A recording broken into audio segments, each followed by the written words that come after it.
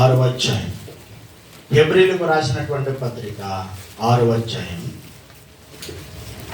11, 12 వచనాలు ఒకసారి చదువు. విశ్వాసము చేతను ఓర్పు చేతను వాగ్దానములను స్వతంత్రించుకొని వారిని పోలి నడుచుకున్నట్లుగా మీలో ప్రతి వాడును మీ నిరీక్షణ పరిపూర్ణమగు నిమిత్తము మీరిది వరకు కనుపరిచిన ఆసక్తిని తుదమట్టుకు కనపరచవలనని ఆపేక్షించుచున్నాము. దేవునికి స్తోత్రం కలుగును గాక. విశ్వాసము చేతను ఓర్పు చేతను వాగ్దానములను స్వతంత్రించుకుని వారిని పోలి నడుచుకున్నట్లుగా మీలో ప్రతి వాడును మీ నిరీక్షణ పరిపూర్ణమగు నిమిత్తము మీరు ఇదివరకు కనపరిచిన ఆసక్తిని తుదమట్టుకు కనపరచవలనని అపేక్షించుచున్నాను. దేవునికి స్తోత్రం కలుగును గాక.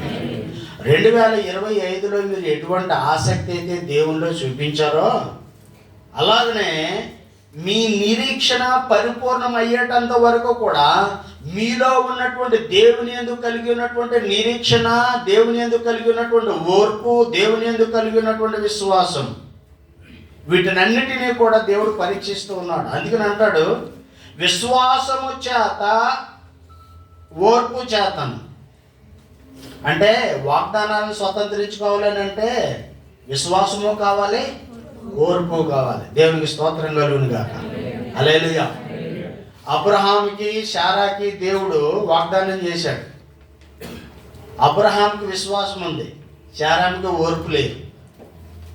అబ్రహాంకి విశ్వాసం ఉంది, శారాకి ఏమో ఓర్పు లేదు. ఇంకా చాలయ్యో పొద్దుగోకులు దేవుడు అది చెప్పాడు ఇది చెప్పాడు అని చెప్పి నువ్వు టైం పాస్ చేస్తున్నావు. ఇంట్లో ఒక ఆమె ఉంది కదా, ఆమె నేనే నీకు పెళ్లి చేస్తాను అన్నది. అంటే అలా వద్దమ్మా, దేవుడు అలా మనకి చెప్పలేదు, వాగ్దానం ద్వారా ఒక కుమారుణ్ణి ఇస్తానన్నాడు అని అంటే ఈమె ఓర్పు లేదు. విశ్వాసంలో ఓర్పు అవసరం. దేవునికి స్తోత్రం కలుగును గాక. గ్రామర్లో అంటే వ్యాకరణంలో ఒక 2-3 మాటలు ఉంటాయి. వర్తమాన కాలం, భూతకాలము, భవిష్యత్తు కాలం అని. ఇంగ్లీష్లో దానికి వచ్చి ఇంగ్లీష్లో అయితే బాగా అర్థమవుతుంది. Present tense, past tense, future tense. Future tense అని అంటే హోప్, నిరీక్షణ, ముందు జరగబోయే దాని గురించి ఆశించడము నిరీక్షణ, అది ఫ్యూచర్ టెన్స్. ప్రజెంట్ టెన్స్ ఏంటంటే ఫెయిత్, విశ్వాసం. ఇప్పుడు జరిగే దాని మీద నువ్వేమైతే నమ్మకం ఉంచావో అది విశ్వాసం. జరగబోయే దాని కొరకు నువ్వు ఎదురు చూస్తున్నావు చూడు, అది నిరీక్షణ. ఇప్పుడు ఏమంటాడు, మీకున్నది విశ్వాసం కదా, ఆ విశ్వాసము చేత మీరు దేవుని యొక్క సన్నిధిలో ఏం చేయాలి అంటే ఓర్పు కలిగిన వారై మీ కొరకు ఏమైతే వాగ్దానాలు చేయబడ్డావో చేయబడినటువంటి ప్రతి వాగ్దానాన్ని స్వతంత్రించుకోవడానికి ఇంతకుముందు మీరు ఎలాగైతే ఆసక్తిని చూపించారో అలాగే ఇప్పుడు కూడా ఆసక్తిని చూపించాలి. 2 కొరింథీ 1:20 చూడండి ఒకసారి. దేవుని వాగ్దానము అన్ని అయినను క్రీస్తునందు ఉన్నట్టుగానే ఉన్నాయి. దేవునికి స్తోత్రం కలుగును గాక. దేవుని యందు మనకు అనుగ్రహించబడినటువంటి ప్రతి ఒక్క వాగ్దానము ఎన్నున్నాయో అన్నీ కూడా ఉన్నట్టుగానే ఉన్నాయి, కానీ ఏది కూడా పొల్లిపోలేదు. దేవునికి స్తోత్రం కలుగును గాక. హల్లెలూయా. దేవుడు ఏదైనా మాట సెలవిస్తే తప్పక ఆ వాగ్దానాలన్నీ కూడా ఉన్నట్టుగానే ఉంటాయి. దాన్ని స్వతంత్రించుకోవడానికి మనకు కావలసినటువంటి రిక్వైర్మెంట్స్ ఏంటంటే విశ్వాసము, ఓర్పు. విశ్వాసము, ఓర్పు. ఈ రెండు లేవనుకోండి, ఈ తొండని ఎప్పుడైనా చూసారా? తొండ తెలుసా? తొండ అది లారీ వెళ్ళినప్పుడే రోడ్డు మీద ఆ పక్క ఈ పక్క తిరుగుతుంటుంది. ఎప్పుడైనా చూసారు మీరు? లారీ వెళ్తూ ఉన్నప్పుడు, పెద్ద లారీ వెళ్ళినప్పుడు మా దానికి ఏంటో ఇంట్రెస్ట్ తెలియదు, కానీ అది లారీ బొర్రమని వెళ్తున్నప్పుడే అది ఎందుకో మరి అంటే ఆ సౌండ్ విన్న తర్వాత దానికి ఏమైనా అవుతుందేమో తెలియదు, కానీ అలాగ ఆ పక్క ఈ పక్క వేస్తూ ఉంటుంది. లాస్ట్కి ఏదో చక్రం పక్క పడి చేస్తుంది, పచ్చడి అయిపోతుంది. అలాగే నీకు విశ్వాసము, ఓర్పు లేకపోతే తొండ బ్రతికే. అర్థమవుతుందండి? అంటే దేవుడు ఏమైతే వాగ్దానం చేశాడో చేసినటువంటి వాగ్దానాన్ని స్వతంత్రించుకోవడానికి నీకేం కావాలి? విశ్వాసము, ఓర్పు రెండు కావాలి. ఇప్పుడు మనకి దేవుడు ఏమైతే ఆజ్ఞాపించాడో దాన్ని చేయమని చెప్తున్నాడు కదా. ఇక్కడ ఏమంటాడు చూడండి, విశ్వాసము చేతను ఓర్పు చేతను వాగ్దానములను స్వతంత్రించుకొని వారిని పోలి. అలాంటే విశ్వాసం చేత ఓర్పు చేత ఎవరు స్వతంత్రించుకున్నారు వాగ్దానాలు అని అంటే మొట్టమొదటిగా అబ్రహాం. దేవునికి స్తోత్రం కలుగును గాక. ఇంకా చాలా మందిని చూస్తున్నాం. హెబ్రీ గ్రంథంలో మనం చూస్తున్నాం అనేక మంది విశ్వాసుల యొక్క జాబితా 11వ అధ్యాయంలో. అయితే వారు స్వతంత్రించుకున్నటువంటి వారిని పోలి మీలో ప్రతి వాడును మీ నిరీక్షణ కూడా పరిపూర్ణమగు నిమిత్తము మీరింతకు ముందు ఇది వరకు పోయిన సంవత్సరంలో పోయిన దినాలలో ఎలాగైతే ఆసక్తిని చూపించారో ఆ ఆసక్తి ఇక మొదట తుదమట్టుకు కనపరచవాలని అపేక్షించుతున్నాను. దేవునికి స్తోత్రం కలుగును గాక. హల్లెలూయా. చూడండి, ఇర్మియా గ్రంథము 1వ అధ్యాయం 12వ వచనం. నీకు ఎంత ఇంట్రెస్ట్ ఉన్నదో నీకంటే డబల్ ఇంట్రెస్ట్ దేవునికి ఉంది. చూడండి, ఇర్మియా గ్రంథము 1:12. యెహోవా నీవు బాగుగా కనిపెట్టితివి, నేను చెప్పిన మాటను నెరవేర్చుటకు వాక్యమును నెరవేర్చుటకు నేను ఆతురపడుచున్నాను అని. దేవునికి స్తోత్రం కలుగును గాక. దేవుడు ఏదైనా మాట సెలవిస్తే ఆయన సెలవిచ్చినటువంటి వాగ్దానాన్ని నెరవేర్చడానికి దేవుడు కూడా ఆతురపడుతూ ఉన్నాడంట. He is also hasty to complete the promise in your life. If God speaks something, he really wants to make it fulfil in your life. దేవుడు నీకు ఏదైనా ప్రామిస్ చేస్తే దాన్ని తప్పక నెరవేర్చడానికి ఆయన కూడా ఆతురత ఉన్నదండి. నాకు ఏప్రిల్ 17వ తారీఖు 1992 గుడ్ ఫ్రైడే రోజుని నేను ప్రార్థన చేసిన, ప్రభువా మరి ఈ బైబిల్ కాలేజ్ నుంచి వెళ్ళిపోయిన తర్వాత ఎక్కడికి వెళ్ళాలి, నేను ఒక మిషనరీగా వెళ్ళాలనుకుంటున్నాను ప్రభు అని అడిగాను. అడిగితే కర్ణాటక చూపించాడు. సరే అక్కడికి వెళ్ళాలంటే ఎవరు నాకు తెలియదు కదా అని అంటే, ఇగో పలానోడు ఉన్నాడు అనిగలు అని అన్నాడు. అదే టైంలో అతనితో కూడా దేవుడు కళ్ళలో మాట్లాడి వాడిని మీ ఊరు తీసుకెళ్ళని చెప్పాడంట. పొద్దుట నేను అక్కడికి వెళ్ళేటప్పటికి, అరే నీతోటే మాట్లాడాలనుకున్నానే అన్నాడు. ఏంటి అని అంటే, లేదు రాత్రి అంతా దేవుడు నాకు కళ్ళ నీతో మాట్లాడి మా స్టేట్కి తీసుకుని వెళ్ళమని దేవుడు చెప్తూ ఉన్నాడు, అందుకని నీవే వచ్చావని అంటే, లేదు నాకు దేవుడు ఇలా చూపించాడు దర్శనం అన్నాడు. ఇది మొదటి విషయం. రెండో విషయం ఏంటంటే, ఆ రోజు గుడ్ ఫ్రైడే, ప్రభువా ఏం చేయాలి నాయన ఎక్కడికి వెళ్ళాలని అంటే, దర్శనంలోని ఇండియన్ ఎయిర్లైన్స్లో నేను ప్రయాణం చేస్తున్నట్టుగా దేవుడు దర్శనం చూపించాడు. Indian airlines, right. ఈలోగా సరే అది ఎందుకు చూపించాడు ఏంటో తెలియదు. మాకు ఒక టీచర్ ఉంది, మంచి ప్రార్థనా పరురాలు ఆమె. రే ఎట్రాలని పిలిచింది. అమ్మ అని వెళ్ళి నిలబడ్డా. రే నేను ఈరోజు నీ కోసం ప్రార్థన చేస్తూ ఉంటుంటే, నేను ఆమెకు మంచి శిష్యుడిని అనమాట. ఆమెకు బాగా ఒబీడియంట్గా ఉండేవాడిని. నా కోసం బాగా ప్రార్థన చేసేది ఆవిడ. రే నేను ఈరోజు నీ దర్శనంలో చూశాను రా, నువ్వు సూట్ వేసుకుని ఫ్లైట్ దిగుతున్నావు రా అని అన్నది. అప్పుడు మనము ఎక్కడో పల్లెటూరులో పుట్టినోళ్ళు, ఈ ఫ్లైట్లు గీట్లు ఇవన్నీ అసలు ట్రైనే కొంచెం కష్టం, ఇవన్నీ ఎక్కడ అని మనసులో అనుకుంటున్నా. సర్లే దేవునికి స్తోత్రం అమ్మ అని అన్నా. లేదురా నేను చూశాను అన్నాను. నాకు ఏ దినమైతే ఏ మార్నింగ్ అయితే దేవుడు దర్శనం చూపించాడో ఇండియన్ ఎయిర్లైన్స్లో ప్రయాణం చేస్తున్నట్టుగా కరెక్ట్గా 7 గంటలకు పిలిచి ఆమె, నువ్వు ఫ్లైట్లో ప్రయాణం చేసి సూట్ మీద దిగుతున్నావురా నేను చూశాను అన్నాను. అప్పుడు నాకేదో కొంచెం బలు వెలిగింది, మొత్తం మీద ఏదో చేస్తున్నట్టు దేవుడు. ఇది ఎప్పుడు జరిగిందని అంటే, దర్శనం చూపించిన 10 సంవత్సరాలకి జరిగిందండి. మన హైదరాబాద్ ఎయిర్పోర్ట్లో ఏం జరిగిందంటే, నాకు కువైట్కి, బహ్రెయిన్కి, ఒమాన్కి 3 టికెట్లు తీసేసారు. వీసా మాత్రం ఒమాన్దే ఉంది. ఆ ఇమిగ్రేషన్ ఆఫీసర్ అన్నాడు, ఆ పెద్ద తెలివితేటలు ఉపయోగించావులే, ఒకటే వీసా పెట్టుకుని 3 కంట్రీలకి అట్లా తిరుగుతావరా అన్నాడు. అంటే లేదు సార్ అంటే, వెళ్ళు నువ్వు ఫస్ట్ వెళ్ళి దాన్ని క్యాన్సిల్ చేసుకునిరా, only Hyderabad to Oman to Hyderabad అని అన్నాడు.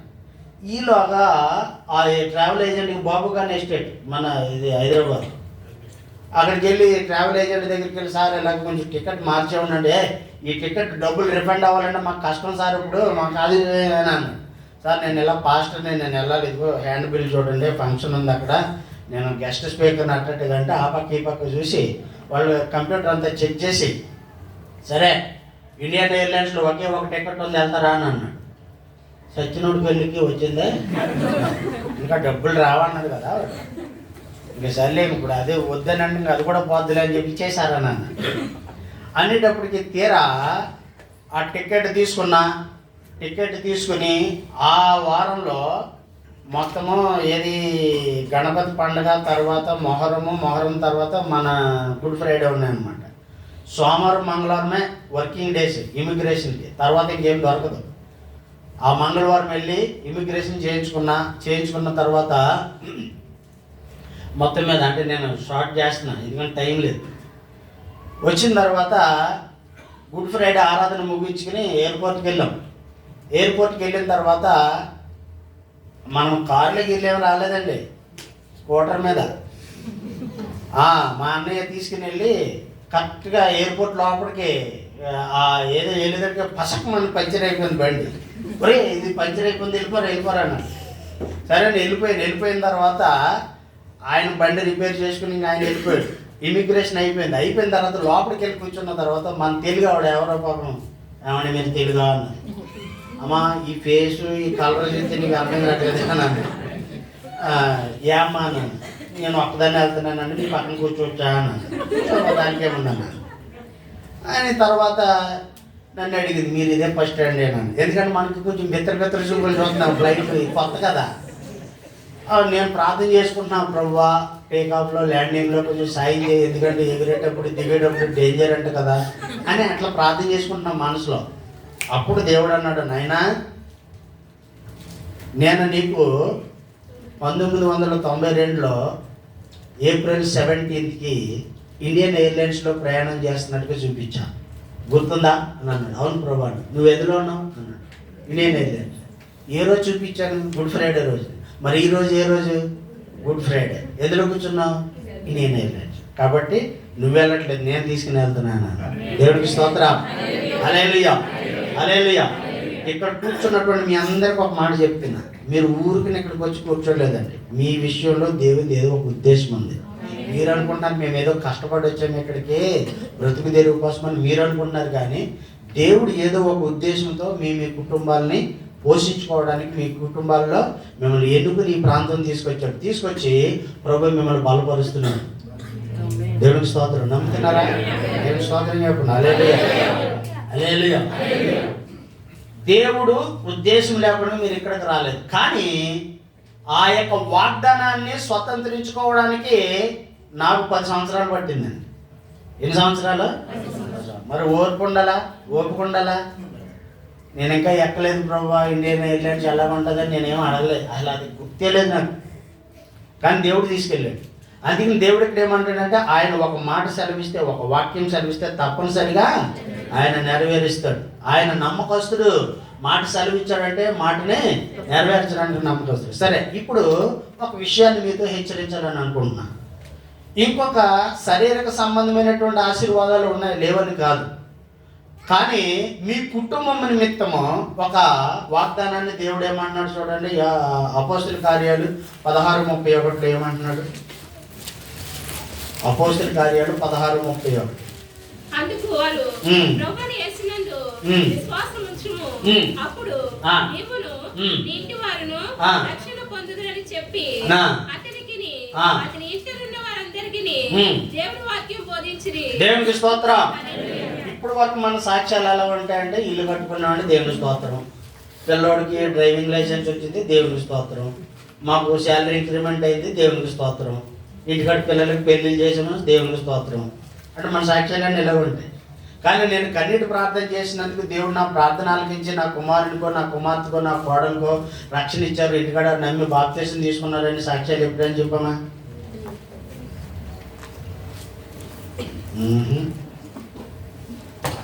అంతా ఈ లోకానుసారమైనటువంటి ఆశీర్వాదాల గురించి సాక్ష్యాలు చెప్తున్నారు. మరి దేవుడు ఇంకొక వాగ్దానం చెప్పాడు కదా, నీవు ప్రభు అయిన యేసుక్రీస్తునందు విశ్వాసం ఉంచుము, అప్పుడు నీవును నీ ఇంటి వారును రక్షించబడుదురు. దేవునికి స్తోత్రం కలుగును గాక. అంటే మన ఇంటి వారు కూడా రక్షించబడతారన్నటువంటి వాగ్దానం ఆయనే చెప్పాడు కదా. మరి అది ఎందుకు జరగట్లే? ఇంకా ఎందుకు నీ ఇంట్లో కొంతమంది దేవుని నమ్ముకోలేదు? మీరే డిసైడ్ చేసి చెప్పేస్తారు, ఆడు మారండి అన్నాడు, అలాగే చేస్తాడు అంటే మీరే మొత్తం సర్టిఫికెట్ ఇచ్చి పంపించేస్తారు. కన్నీటి ప్రార్థన ఎప్పుడు చేసావు? ఒక ఆత్మ రక్షించబడాలని. నేను ప్రభుని నమ్ముకున్న తర్వాత ఇంచుమించుగా ఒక 10-15 మంది కొరకు, నా క్లాస్మేట్స్ కొరకు ప్రార్థన చేశాను. రీసెంట్గా ఒక పాస్టర్ని కలిశాను. ఆయన నా క్లాస్మేట్, మహా అలరోడాడు. గాస్పల్ ఫర్ ఏషియా దాంట్లోనే సెంటర్ పాస్టర్ కింద పనిచేస్తున్నాడు అక్కడ రాజమండ్రిలో. నువ్వెప్పుడు పాస్టర్ అయ్యావురా అని అన్నా. దేవుడు నన్ను పట్టుకున్నాడు రా, మరి ఎలా తెలియదు అన్నాడు. ఆడి కోసం ఇంచుమించుగా 40 రోజులు ఉపవాసం ఉండి ప్రార్థన చేశాను రక్షించబడాలని. కానీ నేను తర్వాత ఫ్రూట్ చూసా కొన్ని సంవత్సరాల తర్వాత. దేవునికి మహిమ కలుగును కాదు. ప్రభునందు మీ ప్రయాసము వ్యర్థం కాదు. కాబట్టి శరీర సంబంధమైనటువంటి వాగ్దానాలు, ఆశీర్వాదాలు ఉన్నాయి, అన్నీ ఉన్నట్టుగానే ఉన్నాయి. దేవుడు ఏదో కూడా మిస్ చేయడు. దానితో పాటు నీ కుటుంబ రక్షణ కొరకు, నీ పిల్లల రక్షణ కొరకు, నీ భర్త రక్షణ కొరకు, నీ యొక్క కుటుంబంలో ఇంకా ఎవరైతే నమ్మలేదో వారికి రక్షణ అనేటటువంటి బహుమానం కలుగునట్లుగా మీరు ప్రార్థించాలని, మీ కన్నీటి ప్రార్థన కోసము దేవుడు చూస్తున్నాడు. దేవునికి స్తోత్రం కలుగును గాక. హల్లెలూయా. సొదొమ గొమొర్రాని నాశనం చేయడానికి దేవుడు వెళ్తున్నాడు. వెళ్ళేటప్పుడు అబ్రహాం గారితో ఒక మాట అన్నాడు. భోజనం గీజనం అంతా అయిన తర్వాత కొంచెం బయటకు వెళ్తున్నాం, మేము చాలా బిజీగా ఉన్నాము, సొదొమ గొమొర్రా గురించి మాకు మొర వచ్చింది, దాన్ని కొంచెం డీల్ చేయడానికి వెళ్తున్నామని అంటే, ఏంటి ప్రభు అని అడిగాడు. అడిగితే అప్పుడు ఏం లేదు, అక్కడ పాపం చాలా ఉన్నదంట, ఆ సొదొమ గొమొర్రాని నాశనం చేయడానికి వెళ్తున్నామనేటప్పటికీ వెంటనే తన యొక్క సోదరుడు లోతు అక్కడ ఉన్నాడని గుర్తుకొచ్చి, హలో ఎక్స్క్యూజ్ మీ ప్రభు అని అడిగాడు. ఏంటి, ఒకవేళ అక్కడ 50 మంది ఉంటే ఆ పట్టణాన్ని సంహరించకుండా, నాశనం చేయకుండా రక్షిస్తావా అన్నాడు. దేవుడు అన్నాడు, చూసుకోలే అని అన్నాడు. అప్పుడు అనుమానం వచ్చి 40 మంది ఉంటే రక్షిస్తావా అని అన్నాడు. తర్వాత బేరం ఆడుతున్నాడు. ఏది మన ఊర్లోని కాయగూరలో బేరం ఉంటుంది కదా, కొంతమంది అడ్డంగా తగ్గించి అడుగుతూ ఉంటారు. పాపం వాళ్ళు ఎంత కష్టపడి మార్కెట్కి తీసుకొచ్చి అక్కడ అమ్ముతున్నారు, ఏం పట్టించుకోరు. వాళ్ళు పావు కిలో 30 రూపాయలు అని అంటే 2 రూపాయలకి ఇస్తారా అని అడుగుతారు. అలాంటి వాళ్ళు అబ్రాహం కూడా అలాగే అడుగుతాడు, ప్రభువా 50 మంది ఉంటే రక్షిస్తావా, 40 మంది ఉంటే రక్షిస్తావా, 30 మంది ఉంటే రక్షిస్తావా, లాస్ట్కి 20-10 అని అలాగే తీసుకొని వచ్చేదానికి, ప్రభా నువ్వు కోపడినంటే ఇంకో మాట అడుగుతానని అన్నాడు. ఏంటి అని అంటే, కనీసం 10 మంది ఉంటే రక్షిస్తావని అంటే, చూసుకోపోను అన్నాడు. ఇప్పుడు లోతు కాపర్లకి అబ్రహాం కాపర్లకి గొడవ అయ్యి, అబ్బాయి మనము ఒక దిక్కున ఉండలేకపోతున్నావు, నువ్వు ఈ పక్కకి వెళ్ళు, నేను ఈ పక్కకి వెళ్తానని డివైడ్ అయిపోయారు. డివైడ్ అయిపోయిన తర్వాత లోతు కొంచెం అబ్రహాం మీద మనసు పడితే అయిపోయిందో లేకపోతే ఏమైందో తెలియదు, మొత్తం మీద నువ్వు వదిలే అని వెళ్ళిపోయాడు. వెళ్ళిపోయిన తర్వాత అబ్రహాం ఏమని ప్రార్థన చేస్తున్నాడు లోతు కోసం? అబ్రహాము ఎప్పుడైతే లోతుని విడిచిపెట్టాడో, లోతు అబ్రహాముని విడిచిపెట్టి వెళ్ళిపోయాడో, వాళ్ళేమో సొదొమ గొమొర్రాలో ఉన్నారు, వీళ్ళేమో ఏడు పట్టణంలోనే ఉన్నారు. కానీ ఆ పట్టణాన్ని నాశనం చేయడానికి దేవుడు వెళ్తున్నప్పుడు, మంచిది ప్రభువా, చాలా రోజుల నుంచి ఈ టైం కోసం నేను చూస్తున్నాను, తొక్కేయాలని మొత్తం నారదీసి పారేయాలని, అడు మామూలుడు కాదు, ఈ టైం ఎప్పుడు వస్తుందా అని నేను ఎదురు చూస్తున్నాను అని అన్నాడా? అయ్యో ప్రభువా ఏం చేద్దునైనా వాళ్ళు రక్షించు ప్రభు అని ప్రార్థన చేశాడు. ఎవరి రక్షణ కోసం? లోతు రక్షణ కోసం. ఇప్పుడు మీరు కూడా మీ ఇంట్లో ఎవరైనా మిమ్మల్ని బాగా తిట్టి వెళ్ళిపోయారు అనుకోండి, మీ ఇంట్లో నుంచి, వాడికి కాలేజ్ చేతులు వెళ్ళిపోవాలి అప్పుడు కానీ తెలియదు అడిగి అని అంటే ఎంత కష్టం. అలా కాదండి, వాళ్ళకి మారు మనసు దయచే ప్రభువా, వారికి విడుదల దయచే ప్రభువా, వాళ్ళు బంధించబడినటువంటి బంధకాల నుంచి విడుదల దయచే ప్రభు అని నీ కన్నీటి ప్రార్థన. ఆయన అంటాడు, మన కన్నీటి ప్రార్థన ఆయన గుడ్డిలో దాచించాడంటాడు. దేవునికి స్తోత్రం కలుగును గాక. హల్లెలూయా. మీకు ఒక ఎగ్జాంపుల్ చెప్తూనే విన్నాను. కొన్నిసార్లు అప్పుడప్పుడు మీకు మెడికల్ టెస్ట్ గట్ట చేస్తున్నప్పుడు ఏం చేస్తారు డాక్టర్లు? బ్లడ్ తీస్తారు లేదా, శాంపుల్స్ తీసిన తర్వాత వాళ్ళు ఏం చేస్తారంటే, ఏదైనా ఎయిడ్సా లేకపోతే హెచ్ఐవా లేకపోతే ఏది జబ్బులు ఉంటాయి కదా కొన్ని, అలాంటివన్నీ చెక్ చేయడానికి ఆ తీసుకున్న శాంపుల్స్ని అక్కడ ఎంట్రీ చేసుకుంటారన్నమాట. ఈ బ్లడ్ శాంపుల్ దేనికోసం తీసుకున్నామని. అలాగే కీర్తనలో ఏమంటాడంటే, ప్రభువా మా కన్నీరు నీ బుడ్డిలో దాచబడి ఉన్నవి, అది నీ కవిలలో లిఖింపబడి ఉన్నవి. అంటే బ్లడ్ శాంపుల్ తీసుకున్న తర్వాత ఎలాగైతే ఏ టెస్ట్ కానీ నీవు ఆ శాంపుల్స్ తీసుకుని అక్కడ రాసావో, అలాగే నీ కన్నీరు దేవుని యొక్క బుడ్డిలో అక్కడ వేసినప్పుడు ఎందుకు కార్చావు అనేది దేవుడు కూడా ఎంట్రీ చేసుకుంటాడు అనమాట రిజిస్టర్లో. ఎవరు లేపేమని ప్రార్థన చేసావు, ఎవరిని కాలు చేతులు ఎరుకోవడం ప్రార్థన చేసావు, ఎవడు మొత్తం నాశనం అయిపోవాలని ప్రార్థన చేసావు, లేదా ఎవడు రక్షణ పొందాలని ప్రార్థన చేసావు.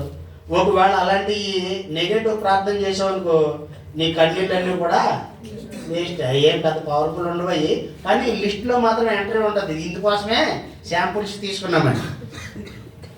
కానీ నీవెవరి నిమిత్తమైన ఆత్మరక్షణ కొరకు కన్నీరు పెట్టి ప్రార్థన చేసావు అనుకో, ఆయన దాన్ని ఎంట్రీ చేసుకుంటాడు. ఎంట్రీ చేసుకుని ఈ యొక్క శాంపుల్స్ నా దగ్గరకు వచ్చినాయి, ఈ కన్నీరు నా దగ్గరకు వచ్చింది కాబట్టి దీనికి తప్పనిసరిగా జవాబు ఇవ్వాలని దేవుడు నీ ప్రార్థనకి జవాబు ఇవ్వడానికి రెడీ ఉంటాడు. దేవునికి స్తోత్రం కలుగుతుంది. హల్లెలూయా.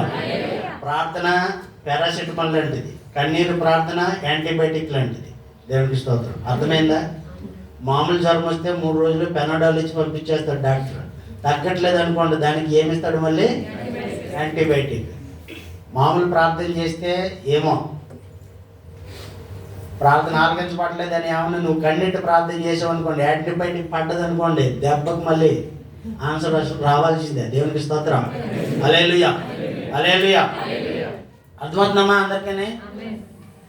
ఇప్పుడు మీ కుటుంబం నిమిత్తం దేవుడు వాగ్దానం చేశాడు. ఇప్పుడు నువ్వు దేవుని నమ్ముకున్నావు కదా, నీ కుటుంబం కొరకు నువ్వు ప్రార్థన చేయాలి. అప్పుడు నీవు చేసినటువంటి ప్రార్థనను దేవుడు ఆలకించి నీ యొక్క కుటుంబాన్ని రక్షిస్తానని దేవుడే చెప్తున్నాడు. కనుక దేవుని వాగ్దానాన్ని నమ్మేవారు దేవునికి స్తోత్రం చెప్తారు. హల్లెలూయా, హల్లెలూయా, హల్లెలూయా. అలాగే ఇంకొక వాగ్దానాన్ని దేవుడు మాట్లాడుతున్నాడు. లోకాసు వార్త 24వ అధ్యాయం 29 వచ్చిన చదువు. 24 అధ్యాయం 49. ఇదిగో నా తండ్రి వాగ్దానం చేసినది, ఇదిగో నా తండ్రి వాగ్దానం చేసినది మీ మీదికి పంపుచున్నాను. మీరు పైనుండి శక్తి పొందు వరకు, మీరు పైనుండి శక్తి పొందు వరకు పట్టణంలో నిలిచి ఉండుడని. ఆమేన్. ఎవరు చేశారంటే వాగ్దానం? యేసు ప్రభు ఎవరి గురించి చెప్తున్నాడు? తండ్రి చేసిన వాగ్దానం కొరకు మీరు కనిపెట్టుడి, వేచి ఉండుడి. తండ్రి ఏం వాగ్దానం చేశాడు? యోవేలు గ్రంథము 2వ అధ్యాయంలో, అంచె దినములలో మనుషులందరి పైన నా యొక్క ఆత్మను కుమ్మరించెదను. యోవేలు గ్రంథము 2వ అధ్యాయం 28వ వచనంలో. అది కూడా ఎవరు వాగ్దానం చేశారు? తండ్రి వాగ్దానం చేశాడు. తండ్రి వాగ్దానం చేసినటువంటి వాగ్దానము మీరు పొందుకునేటంత వరకు కూడా మీరు అక్కడ వేచి ఉండండి అని అంటున్నాడు. అలాగే జకర్యా గ్రంథము 12వ అధ్యాయము 10వ వచనంలో ఏమంటాడంటే, ప్రార్థన కృప ఆత్మను, అలాగనే మీ కొరకు విజ్ఞాపన చేసేటటువంటి ఆత్మను కూడా దేవుడు అనుగ్రహిస్తాడని జకర్యా గ్రంథము 12వ అధ్యాయము 10వ వచనంలో అంటున్నాడు. కృపా ఆత్మ, యాచన చేసేటటువంటి ఆత్మ. అంటే కొన్నిసార్లు మనం ఎలా ప్రార్థన చేయాలో మనకి తెలీదు. తెలియకపోయినటువంటి సమయంలో పరిశుద్ధాత్మ దేవుడు రోమాపత్రిక 8:26 ఏమంటున్నాడు? అటువలే ఆత్మ మన బలహీనతలను ఎరిగి మీరు ఎలాగో ప్రార్థించాలో తెలియక ఉన్నటువంటి సమయంలో పరిశుద్ధాత్మ దేవుడే నీలో ఉండి ఎలాగ మొరపెట్టాలో అలాగా మన కొరకు సహాయం చేస్తారంటాడు. దేవునికి స్తోత్రం కలుగుతుంది. కొన్నిసార్లు లాయర్లు ఏమంటారంటే, రే నువ్వు మర్డర్ చేసావా, పాపం చేసావా, డైరెక్ట్ నాతో చెప్పి నేను నిన్ను ఎలా కాపాడాలో నాకు బాగా తెలుసు. నాకేం తెలియదు సరే, నువ్వు లాస్ట్కి మళ్ళీ అక్కడ గోన్లోకి వెళ్ళిన తర్వాత నువ్వు అపరాధిగా నిలబడ్డానికి నేను కాపాడలేను. మనకి పరిశుద్ధాత్ముడనే ఉత్తరవాది మన మధ్యలో ఉన్నాడు. ఉత్తరవాది ఈజ్ అన్ అడ్వకేట్. ఆయన అడ్వకేట్ అంటే లాయర్ అంటే నీ వెళ్ళి దేవుని సన్నిధిలో, ప్రభా నేను పాపిని, ఆయన నా పాపాలను క్షమించను అంటే, అప్పుడు ఈ అడ్వకేట్ ఏమంటాడంటే, అరే అలా కాదు చెప్పటం, ఇలా చెప్పు. ఆ జడ్జి ముందు నువ్వేం మాట్లాడదు, నేను చెప్పినంత చెప్పు. జడ్జి ముందు ఏం మాట్లాడదు, నేను ఎలా చెప్తాను అలాగే చెప్పు. తప్పు చేసావా? చేశాను సార్. ఇలా లాయర్ అని చూస్తాడు, ఏం మాట్లాడదు. అక్కడ ఏం ఆన్సర్ ఇస్తున్నాడు? ఎస్ అని తలక ఇవ్వంతేనా అంటాడు. పాపం చేసావా? చేశాను సార్. మరి దానికి పెనాల్టీ కడతావా? కడతాను సార్. ఏం మాట్లాడదు, ఎస్ అని చెప్పు అంటాడు ఆ లాయర్ ఆ పక్క నుంచి. వీడంతా చెప్పిన తర్వాత, సరే వీడు చేసిందంతా ఒప్పుకున్నాడు కాబట్టి వీడికి శిక్ష తగ్గిస్తున్నానని ఆయన తగ్గిస్తాడు. దేవునికి స్తోత్రం. నువ్వేమాత్రం ఉల్టా పల్టా మాట్లాడి, లేదు సార్ నన్ను ఇలాగ అన్యాయం కలగా మళ్ళీ ఇలాగ మొదలెట్టావనుకో, శిక్ష పెరుగుతుంది. పెరగకుండా ఉండాలంటే నేను చెప్పినట్టుగా చేయండి. ఇప్పుడు పరిశుద్ధాత్మ దేవుడు మీరు ఎలా మాట్లాడాలో ఆ బోన్ దగ్గరికి వెళ్ళి ఎలా ప్రార్థన చేయాలో మీకు తెలీదు. అందుకని పరిశుద్ధాత్మ దేవుడు మన తరపు నుండి, నేను చెప్పినంత చెప్పరా, నీ శిక్ష తగ్గుతుంది అని చెప్పేసి మనలో ఉండి మనల్ని హెచ్చరించి తండ్రికి ఎలా మొరపెట్టాలి అలాగా మొరపెట్టిస్తాడంట. దేవునికి స్తోత్రం. ఎంత అద్భుతమైనటువంటి సన్నివేశం. దేవునికి స్తోత్రం. హల్లెలూయా, హల్లెలూయా. అందుకనే తండ్రి ఆల్రెడీ వాగ్దానం చేశాడు. వాగ్దానం చేసినటువంటి పరిశుద్ధాత్మ దేవుని గురించి మీరు కనిపెట్టండి. చాలా మంది అన్య భాషలు మాట్లాడుతూ ఉంటుంటే వీళ్ళు పెంతుకోస్తోళ్ళు ఏదో గల్బిలుగా మాట్లాడుతున్నారు అని అంటారు. నాకు టైం లేదు కానీ త్వరగా ముగించడానికి ప్రయత్నం చేస్తాను. మరి ఎంత ఉందన్నట్టు అయ్యారు, కొంచెం టైం అయినప్పుడు తక్కువ నాకు బెల్లపడుతుంది నాకు. ఓకే, ఎందుకంటే ఇండియాలో గంటలు చెప్పి అలవాటు కదా, ఇక్కడేమో ఈ టైం మమ్మల్ని బంధించేస్తాం. దేవునికి స్తోత్రం కలుగుతుంది. పరిశుద్ధాత్మ దేవుడు ఆయన చూడండి, యోహాను సువార్త 14వ అధ్యాయము 16-17 ఒకసారి చదవండమ్మా. యోహాను సువార్త 14వ అధ్యాయము 16-17. నేను తండ్రిని వేడుకొందును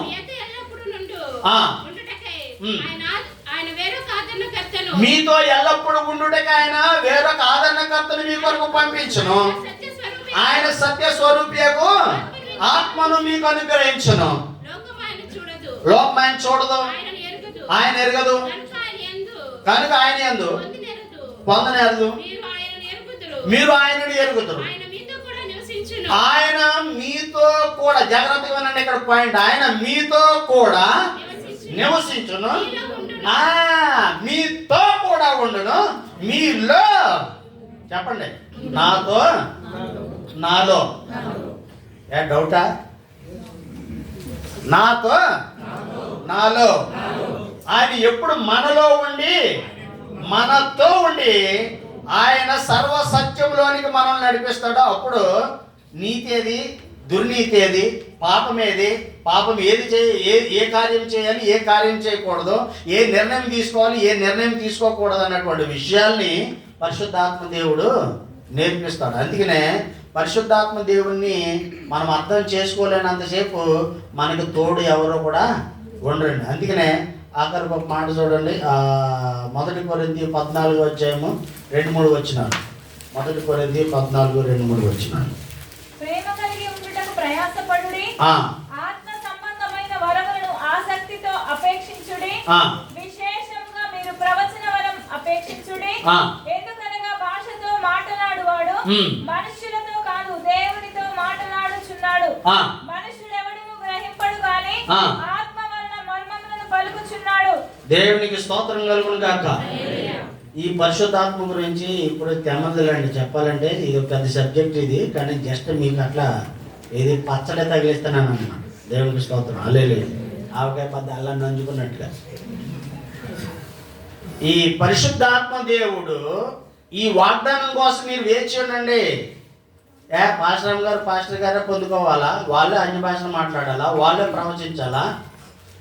ఆత్మ వరములను ఆసక్తితో అపేక్షించుడి. దేవునికి స్తోత్రం కలుగును గాక. ఇప్పుడు ఏమంటాడు? ప్రేమ కలిగినటకు ప్రయాసపడుడి. పొట్లాట పెట్టుటకు ప్రయాసపడుడి అని అనలేదు. పొట్లాట ఈజీగా పెట్టచ్చు, కానీ ఆ తగులుకున్న అగ్నిని ఆర్పాలని అంటే గంటల కారు రావాలి. కాబట్టి దాన్ని ఆర్పడానికి చాలా కష్టపడాలి. అందుకనే ప్రేమ కలిగినటకు ప్రయాసపడ్డాయి. తర్వాత ఇక్కడ ఏమంటాడంటే ఆత్మవరములను ఆసక్తితో అపేక్షించుడు. ఆ కింద అద్భుతమైన మాట ఏంటంటే భాషలతో మాట్లాడుచున్నవాడు తనకే క్షేమాభివృద్ధి కలుగు చేసుకొనుచున్నాడు. ప్రవచించువాడు సంఘమునకు క్షేమాభివృద్ధి కలుగజేయను. మీరందరూ భాషలతో మాట్లాడవాలని కోరుచున్నాను గాని మీరు ప్రవచింపవాలని మరి విశేషంగా కోరుచున్నాను. సంఘము క్షేమాభివృద్ధి పొంది నిమిత్తము భాషలతో మాట్లాడువాడు అర్థము చెప్తేనే గాని వాడికంటే ప్రవచించువాడే శ్రేష్ఠుడు. దేవునికి స్తోత్రం కలుగును గాక. అంటే ఎంత ఇంట్రెస్టింగ్ సబ్జెక్ట్ అది. పరిశుద్ధాత్మ దేవుడు అనుగ్రహించేటటువంటి భాషలు మాట్లాడేవాడు దేవునితో మాట్లాడుచున్నాడు. ఒక పాస్టర్ గారికి నాకు కొంచెం వాగ్వాదం జరుగుతూ ఉంటుంటే ఈ అన్య భాషల గురించి, ఈ పరిశుద్ధాత్మ దేవుడు అనుగ్రహించేటటువంటి భాషల గురించి నేను వివరిస్తూ ఉంటుంటే ఆయన నన్ను అడిగాడు, అప్పుడు మీరు ఎలా చెప్తారు సార్ నన్ను ఎప్పుడైనా హిందువులు పెళ్ళికి వెళ్ళావా అని అడిగాను. వెళ్ళాను అన్నాడు. బేపనాడు మంత్రాలు చదువుతాడు చూసావా అని అడిగాను. చదువుతాడు అన్నాడు. అడు చదివే మంత్రం నీకేమైనా అర్థమవుతుందా అని అన్నా. లేదు అన్నాను. సరే నీ సంగతులు పెట్టి ఆ పెళ్లి చేసుకున్న వాళ్ళు ఇద్దరు ఉన్నారు చూడు పెళ్లిపేటల మీద, వాళ్ళకేమైనా అర్థమవుతుందా అన్నాను. ఆడికి అర్థమవుతుంది, వీడికి అర్థమవుతుంది, వీళ్ళకి అర్థమవుతుంది. కానీ మాత్రం అందరికి జనరల్గా తెలిసింది ఏంటంటే పురోహితుడు వాళ్ళ మీద ఆశీర్వాదాలు పలుకుతున్నాడని మాత్రం జనరల్గా తెలుసు. దేవునికి స్తోత్రం.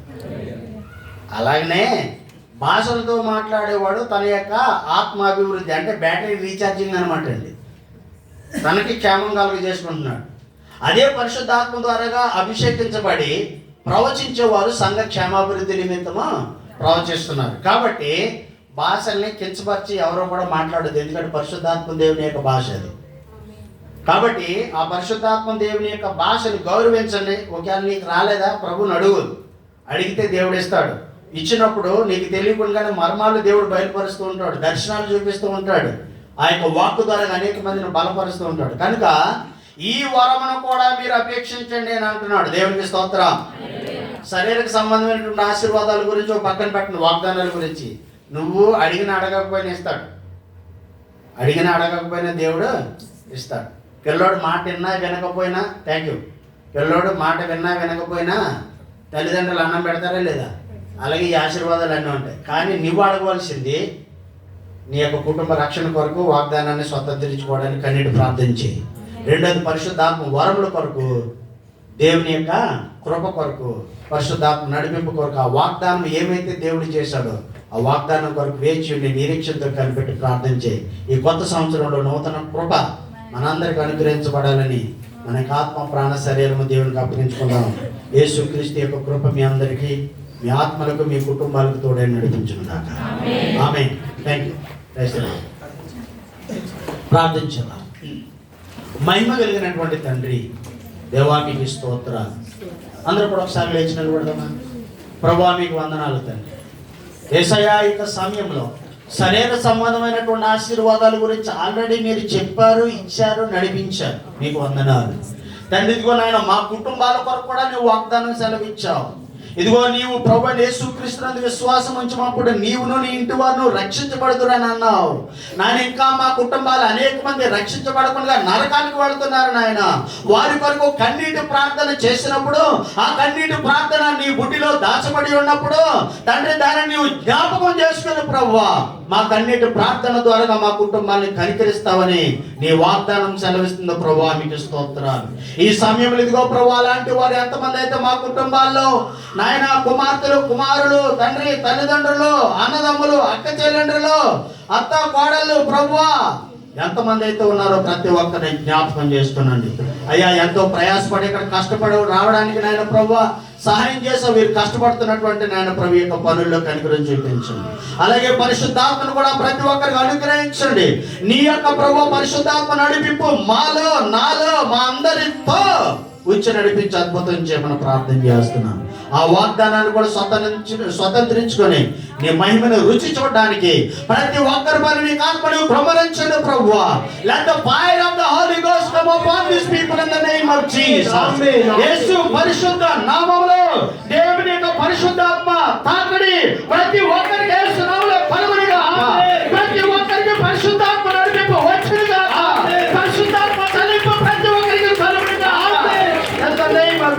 జీసస్. హల్లెలూయా. ప్రభువా, ప్రతి ఒక్కరిని దర్శించండి, ప్రతి ఒక్క ఆత్మ ప్రాణ శరీరమును దర్శించండి, అద్భుతం చేసుకుని మహిమ పొందండి. సమస్త ఘనత మహిమ నీకే చెల్లిస్తున్నాం. ఇదిగో నీ శరీరంలోని నీ యొక్క రక్తంలో పాల్గొనుచుంటుండగా నీవు మాలో, మేము నీలో నిలిచి ఉండడానికి సహాయం చేయండి. ప్రభువా, నీ యొక్క కృప చేత నింపి నడిపించండి, నీ సహవాసంలో నడిపించండి. దైవజనులను, ఈ యొక్క కుటుంబాన్ని, సంఘాన్ని, ఇంకా రాలేని వారిని కూడా కనికరించి సహాయం చేయమని, విత్తబడినటువంటి వాక్య భాగం 30 60 100 ప్రతి హృదయంలో ఫలింపజేసి ఆత్మ రక్షణార్థమే నడిపించమని నజరుడైన యేసు పరిశుద్ధ నామములో అడుగుచున్నాము తండ్రి. ఆమేన్. ఆమేన్.